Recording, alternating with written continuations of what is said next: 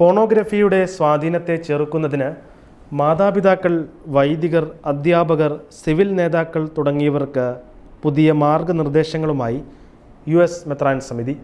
പോണോഗ്രഫിയോടുള്ള സഭയുടെ പ്രതികരണം വ്യക്തമാക്കുന്ന പ്രധാന രേഖയുടെ 10ാം വാർഷികത്തോടനുബന്ധിച്ചാണ് US കത്തോലിക്ക ബിഷപ്പുമാരുടെ സമ്മേളനം 50 പേജുകളുള്ള പുതിയ മാർഗനിർദ്ദേശങ്ങൾ പുറത്തിറക്കിയത്.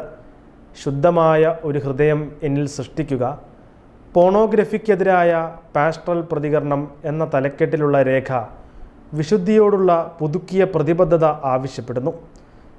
പോണോഗ്രഫിയിലൂടെ മുറിവേറ്റവർക്ക് ഒരു ഫീൽഡ് ആശുപത്രിയായി മാറിക്കൊണ്ട് ക്രിസ്തുവിലൂടെയും വിവിധ ശുശ്രൂഷകളിലൂടെയും പ്രത്യാശയുടെയും സൗഖ്യത്തിൻ്റെയും സന്ദേശം നൽകാൻ സഭയെ രേഖ ക്ഷണിക്കുന്നു. മാതാപിതാക്കൾ മക്കളുടെ പ്രായത്തിനനുസരിച്ച് അവരോട് ശുദ്ധതയെയും ലൈംഗികതയെയും കുറിച്ച് ചർച്ച ചെയ്യാൻ തയ്യാറാകണമെന്ന് രേഖയിൽ പറയുന്നു. മാധ്യമങ്ങളെക്കുറിച്ച് വിമർശനാത്മക ചിന്ത കുട്ടികളിൽ വളർത്തണം. സാങ്കേതികവിദ്യ ഉപയോഗത്തിന് രക്ഷാകർതൃ നിയന്ത്രണങ്ങളും കണ്ടന്റ് ഫിൽട്ടറുകളും ഉപയോഗിക്കണം. കുട്ടികൾക്കിടയിൽ സ്മാർട്ട് ഫോൺ ഉപയോഗം വൈകിപ്പിക്കുന്നത് പരിഗണിക്കാനും രേഖ മാതാപിതാക്കളോട് അഭ്യർത്ഥിക്കുന്നു. വൈദികർ യുവജനങ്ങളിലേക്ക് സുവിശേഷം എത്തിക്കുകയും കുമ്പസാരം എളുപ്പത്തിൽ ലഭ്യമാക്കുകയും ചെയ്യണം.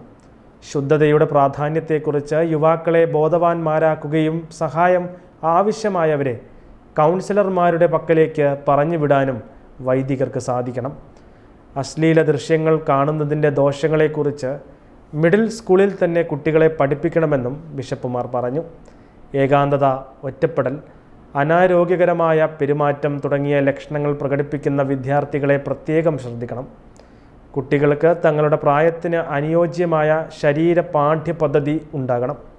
പോൺ നിർമ്മാണം ഇല്ലാതാക്കാൻ നിയമം കൊണ്ടുവരികയും സോഷ്യൽ മീഡിയ പ്ലാറ്റ്ഫോമുകൾ ഇത്തരം ഉള്ളടക്കങ്ങൾ പ്രചരിപ്പിക്കുന്നത് തടയുകയും വേണം.